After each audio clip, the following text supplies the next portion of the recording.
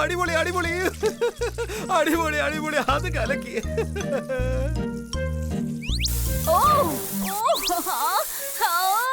Khanna sir, നിങ്ങൾ എന്താ ഈ ചെയ്യുന്നത്? ഞാൻ ആകെ നനഞ്ഞത് കണ്ടില്ലേ? സോറി മേഡം, എന്റെ ശ്രദ്ധ മുഴുവൻ മൊബൈലിലായിരുന്നു. ഞാൻ അത് കണ്ട് ചിരിക്കായിരുന്നു. ഓ, താങ്കൾ എന്തിനാ ഇങ്ങനെ ചിരിക്കുന്നത്? ആനയുടെ ചെവി മുറം പോലെയല്ലേ? തോത്താറാമുണ്ടാക്കിയ വീഡിയോ കണ്ടില്ലേ? എന്തായാലും കൊള്ളാം.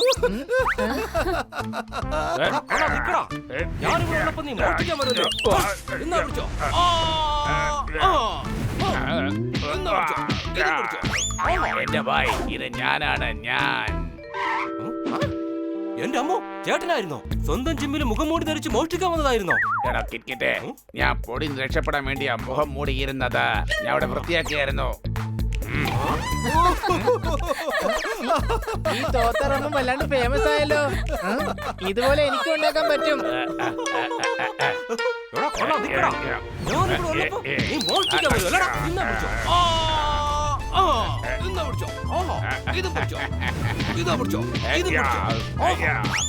എന്റെ ഭായ്, ഇത് ഞാനാണ്. ഞാൻ ഒരു രക്ഷയില്ലാത്ത ആക്ടിംഗായി പോയില്ല ചേട്ടാ.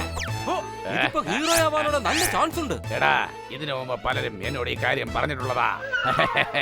ചേട്ടാ, ഞാൻ ചേട്ടനെ കുറിച്ചല്ല, എന്റെ കാര്യമാ പറഞ്ഞത്.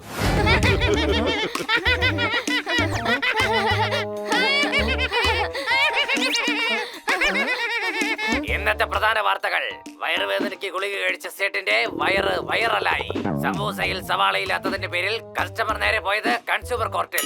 ഇൻസ്പെക്ടർ പാണ്ഡെയുടെ ജീപ്പ് ചീറിപ്പാഞ്ഞു പോകുമ്പോൾ പച്ചക്കറി കടക്കാരന്റെ 2 തക്കാളി ടയറിനിടയിൽപ്പെട്ടു. പാണ്ഡെയിൽ നിന്ന് സ്വർണ്ണവിലയാണ് കടക്കാരൻ ഈടാക്കിയത്. ഇൻസ്പെക്ടർ പാണ്ഡെ വരെ ഫേമസ് ആയി.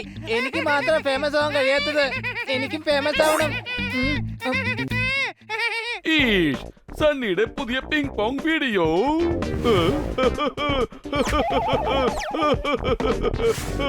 ഈ സൗഹൃദം ഒരിക്കലും മായൂല.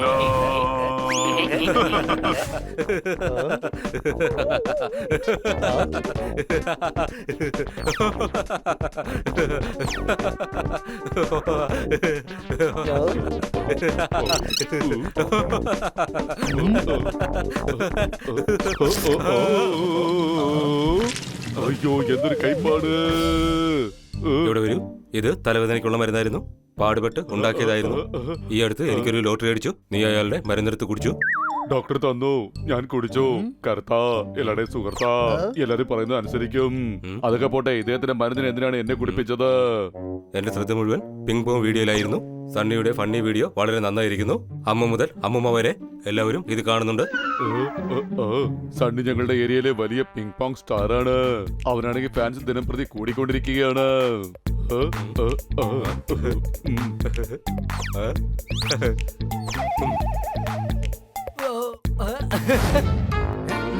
നിങ്ങൾ സണ്ണിയുടെ വീഡിയോ ആണോ കാണുന്നത്? സത്യത്തിൽ എനിക്കും അത് അത്ര ഇഷ്ടപ്പെട്ടില്ല. ഞങ്ങൾ നിന്റെ വീഡിയോ ആയി കാണുന്നേ. ഇതെന്തിനാ എടുത്തേ? അത് നല്ലതല്ലേ? നേരത്തെയൊക്കെ സംസാരം കൊണ്ട് മാത്രമാ തോന്നിയിരുന്നത്. ഇപ്പൊ പ്രവൃത്തി കൊണ്ട് നീ ഒരു കഴുതയാണെന്ന് തെളിയിച്ചിരിക്കുക. സംശയമുണ്ടോ? എനിക്ക് 1 മില്യൺ വ്യൂസ് ആയി. അഭിനന്ദനങ്ങൾ കിട്ടി. ഇപ്പോഴല്ല, ആദ്യം എനിക്ക് സണ്ണിയെ തോൽപ്പിക്കണം. അവന്റെ ആ ന്യൂസ് റീഡിങ്ങിനെ 2 മില്യൺ വ്യൂസ് ആയി. അതെ, അവനത് നന്നായി ക്രിയേറ്റ് ചെയ്തിട്ടുണ്ട്. കിറ്റി, നീ അതിൽ എന്റെ വീഡിയോ കണ്ടായിരുന്നോ? അത് വൈറലായിരിക്കാണ്. അത് ശരി. എത്ര വ്യൂവേഴ്സ് ഉണ്ട്? മൊത്തം 170 പേരുണ്ട്. നീ വളരെ കുറഞ്ഞ റെക്കോർഡാണല്ലോ നേടിയിരിക്കുന്നത്. വീഡിയോയുടെ കണ്ടന്റ് എങ്ങനെ ഇരിക്കണമെന്ന് സണ്ണിയിൽ നിന്ന് പഠിച്ചാ മതി. ഇത്രയും കുറഞ്ഞ വ്യൂവേഴ്സ് മറ്റാർക്കും ഉണ്ടാവില്ല. അപ്പൊ അത് കുറവാണോ?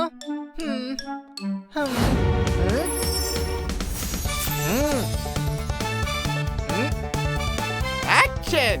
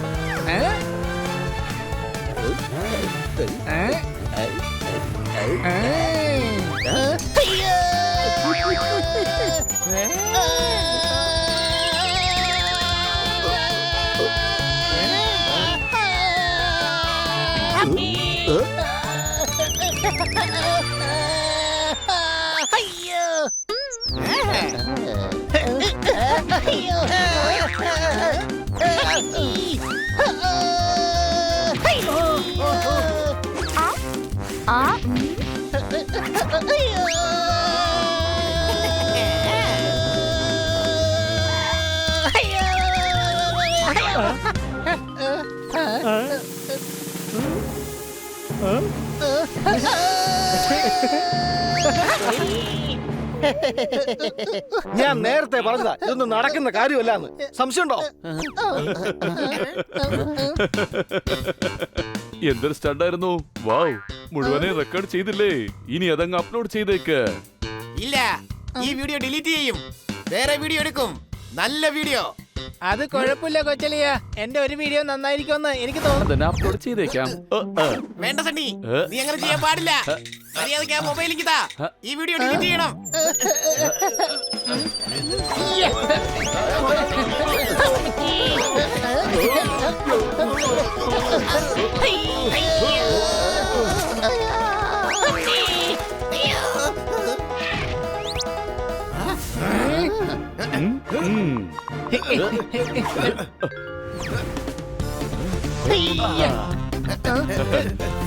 അതിക്കിതാ. ഞാൻ അപ്ലോഡ് ചെയ്തു. ഹണിയുടെ കഴിവ് എത്രത്തോളം ഉണ്ടെന്ന് ഇനി നാട്ടുകാർ മുഴുവനും അറിയാൻ പോവുകയാണ്. ഇവനെ എല്ലാരും കളിയാക്കും. മാത്രമല്ല ഞാൻ ഇവിടത്തെ ഏറ്റവും വലിയ പിങ് പോങ് സ്റ്റാർ ആകും. താങ്ക് യു പിള്ളേരെ, താങ്ക് യു.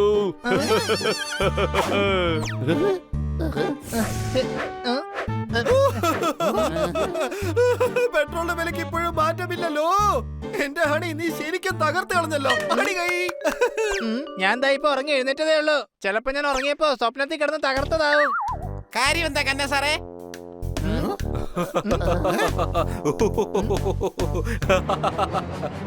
അടിപൊളിയായിട്ടുണ്ട്, ഗംഭീരമായിട്ടുണ്ട്. എന്തായാലും ഈ വീഡിയോ വൈറലായിട്ടുണ്ട്. നീ നിന്റെ ടാലന്റ് പുറത്തെടുത്തുകൊണ്ട് ഈ ലോകത്തുള്ള എല്ലാവരെയും അത്ഭുതപ്പെടുത്തിയിരിക്കുകയാണ്. അതിന് മാത്രം എന്താണ് സംഭവിച്ചത്? കൊള്ളാം.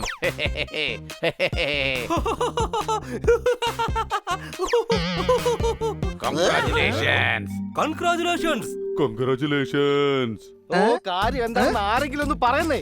അപ്പൊ നിങ്ങൾ മാത്രമേ കാര്യങ്ങൾ അറിയാത്തതായിട്ടുള്ളൂ. നമ്മുടെ ഹണി പിങ് പോങ് സ്റ്റാർ ആയിട്ട് മാറി.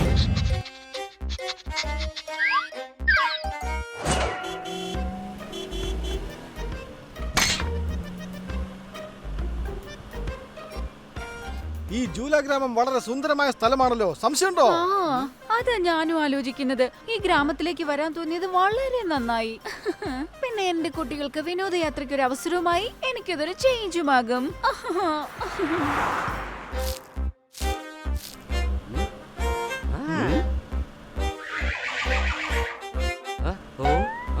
കൂട്ടുകാരെ ദേ നോക്കിയ കാളയെ കെട്ടിയിട്ടില്ല. കൃഷിക്കാരൻ നില ഒരുക്കുകയാ. അത് കൃഷിക്കാരന്റെ സ്ഥലമാണെങ്കിൽ കൃഷിക്കാരൻ തന്നെ നിലമുഴണ്ടേ? കാള എന്തിനാ നിലമുഴുന്നത്? പിന്നെ കാള എന്തിനാ? കണ്ണ് കിട്ടാതിരിക്കാൻ വേണ്ടി വെച്ചിരിക്കുകയാണോ? ആ, കാളയ്ക്ക് നല്ല ശക്തിയുണ്ട്. ഞങ്ങളുടെ ഗ്രാമവാസികളെല്ലാം ഇങ്ങനെ തന്നെയാണ് ചെയ്യുന്നത്.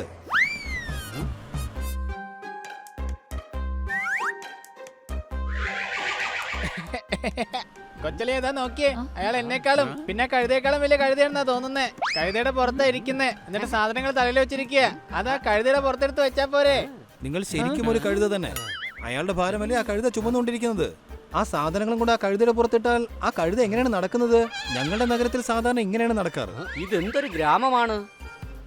ഓ, ഇവിടെയെല്ലാം കുറച്ച് വ്യത്യസ്തമായിട്ടാണല്ലോ തോന്നുന്നത്. അതെ മാഡം, ഞങ്ങൾക്കും അങ്ങനെ തന്നെയാ തോന്നുന്നത്. മാഡം നോക്കൂ, നല്ല മനോഹരമായ കൊട്ടാരമാണ്. ഇതാ മാഡം, ഇതാണ് മൂൺലൈറ്റ് വില്ല. ഓ, ഇത് വളരെ മനോഹരമായ സ്ഥലമാണല്ലോ.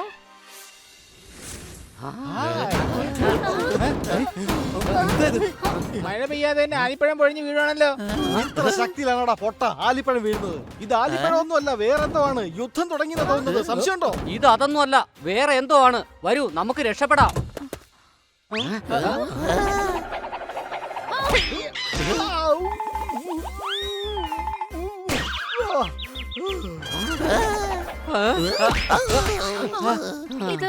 ഇതെന്തായി സംഭവിക്കുന്നത്?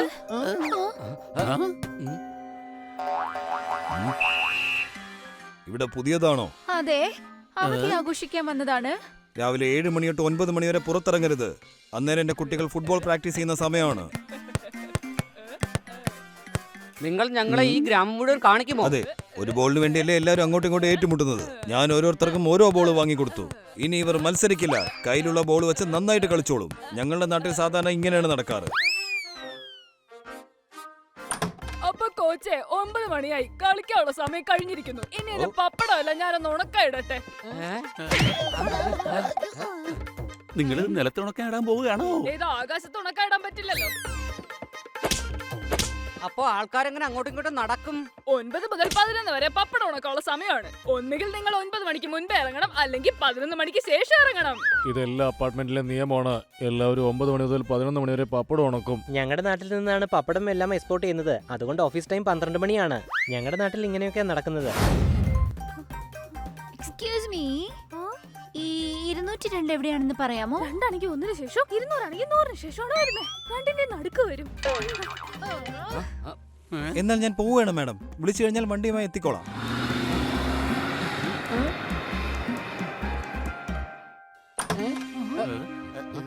കൊള്ള, ഇത് ഏകദേശം നമ്മുടെ വീട് പോലെ തന്നെയുണ്ട്. നീ പറഞ്ഞത് ശരിയാണ്. ശരി കുട്ടികളെ, ഞാനൊന്ന് ഫ്രഷ് ആയിട്ട് വരാം.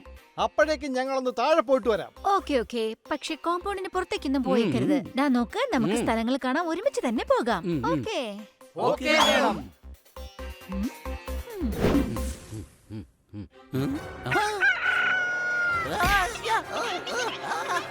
അല്ല, ഈ പക്ഷി ഇത് എവിടുന്നാ പറന്നു വന്നത്? അയ്യോ കൊച്ചലിയ, ദേ ചിറകുള്ള അണ്ണാൻ. എടാ, എന്നെ ആരെങ്കിലും ഈ പക്ഷിയിൽ നിന്നൊന്ന് രക്ഷിക്കുക. ഇത് വെറും ഒരു പക്ഷിയല്ല, ഇതൊരു കോഴിയാണ്. കോഴി. പൂവൻ കോഴിക്ക് ഇത്രയും വലിയ ചിറകുകളോ? എന്റെ മരുന്നിന്റെ ഫലമാണ്. അതെ, എന്റെ മരുന്നിന്റെ ഫലം. ഈ കോഴിക്ക് മരുന്നല്ല കൊടുക്കേണ്ടത്, അല്പം കാരുണ്യ കാട്ടേണ്ടത്. ഇത്രയും വലിയ ഈ ചിറകുള്ള കോഴി എങ്ങനെയാ നടക്കുന്നത്?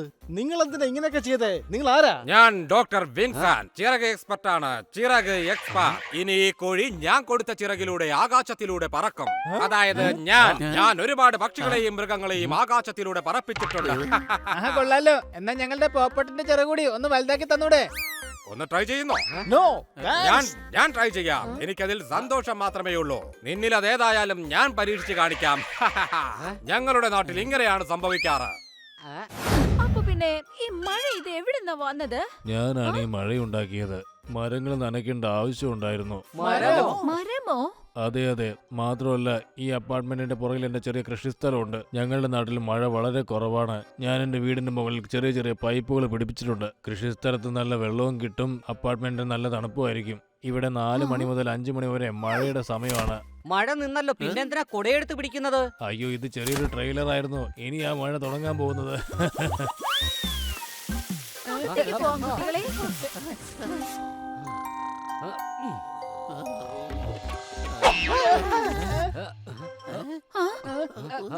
ഇതിന്റെ കൂടെ ഒരു കുറവേ ഉള്ളായിരുന്നു.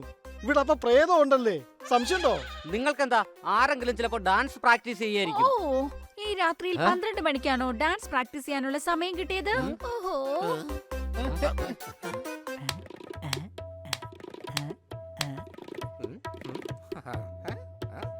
എക്സ്ക്യൂസ് മീ, നിങ്ങൾ എന്ത് ഭ്രാന്താണ് ഈ കാണിക്കുന്നത്?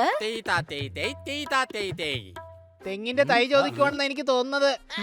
അല്ല, ഗുരുജി പറഞ്ഞത് ഇത് പ്രാക്ടീസ് ചെയ്യേണ്ട സമയമാണെന്നാണ്. ഈ പാതിരാത്രിക്ക് ആരെയും പ്രാക്ടീസ് ചെയ്യൂ?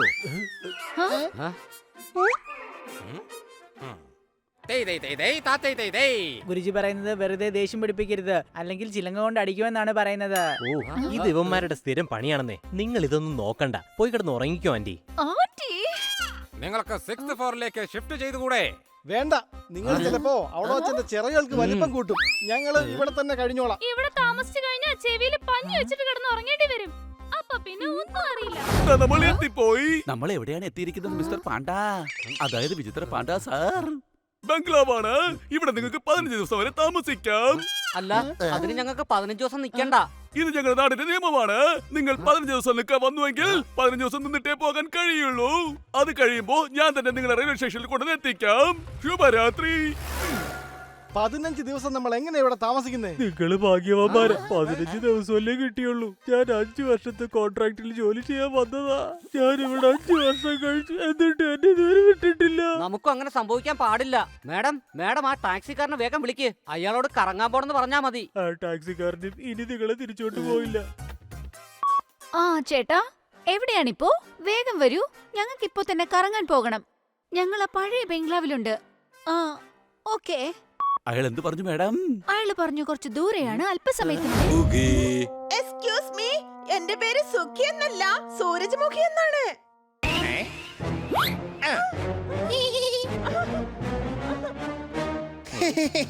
ചെങ്ങാതി, തന്റെ ഷർട്ടിന്റെ അകത്ത് ഒരു തേനീച്ച കയറിയിട്ടുണ്ട്.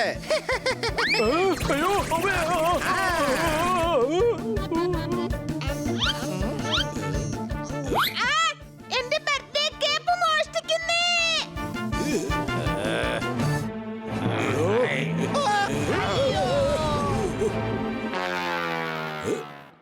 എല്ലാ നാടുകളിലും ഞാൻ ബണ്ടി എന്നാണ് അറിയപ്പെട്ടിരുന്നത്. പക്ഷെ ജയിലിൽ നിന്നും ഇറങ്ങിയതിനു ശേഷം ഓടറ ബണ്ടി എന്നാണ് അറിയപ്പെടുന്നത്. അതൊക്കെ വിട്ടേക്ക് ചെങ്ങാതി, ഞാനില്ലേ കൂടെ. നീ എന്താ വല്ല ആശ്രമത്തിൽ നിന്നുമാണോ വന്നത്? നീ എന്റെ തൊട്ടടുത്തുള്ള സെല്ലിലല്ലേ ഉണ്ടായിരുന്നത്? ഇന്ന് എന്റെ കയ്യിലൊരു മൊബൈലുണ്ട്, ബാറ്ററി ഉണ്ട്, സിം ഉണ്ട്. നിന്റെ കയ്യിൽ എന്താ ഉള്ളത്? എന്റെ കയ്യിൽ എന്റെ ചാർജർ ഉണ്ടളിയാ. Smart boy. ഇനി നീ എന്റെ പ്ലാനിലെ ബാഡ് ബോയ്. ഇനി മുതൽ നമ്മുടെ മോഷണമെല്ലാം ഈ എണ്ണ തേച്ചുകൊണ്ടായിരിക്കും. അതായത് അഥവാ നമ്മളെ നാട്ടുകാരെ പിടിച്ച് തല്ലിയാൽ കൂടെ ഒരു മസാജ് കൂടിയോ? അതല്ലേ അളിയന്റെ ഉദ്ദേശം? Very bad boy. നീ സംസാരിച്ചാൽ മൊത്തം ബോർ ബോയ്. ശരീരത്തിൽ എണ്ണ തേച്ചു കഴിഞ്ഞാൽ അത് വഴുക്കുന്നത് കൊണ്ട് ആർക്കും നമ്മളെ പിടിക്കാൻ കഴിയില്ല. മനസ്സിലായോ? ഇന്നെന്റെ കയ്യിൽ വെണ്ണയുണ്ട്, പാലുണ്ട്, തൈരുണ്ട്. നിന്റെ കയ്യിൽ എന്തോന്നുണ്ട്? എന്റെ കയ്യിൽ പശുവില്ലേ അളിയാ? അത് തരില്ലേ ഈ പാലും തൈരും വെണ്ണയും മോരും ഒക്കെ?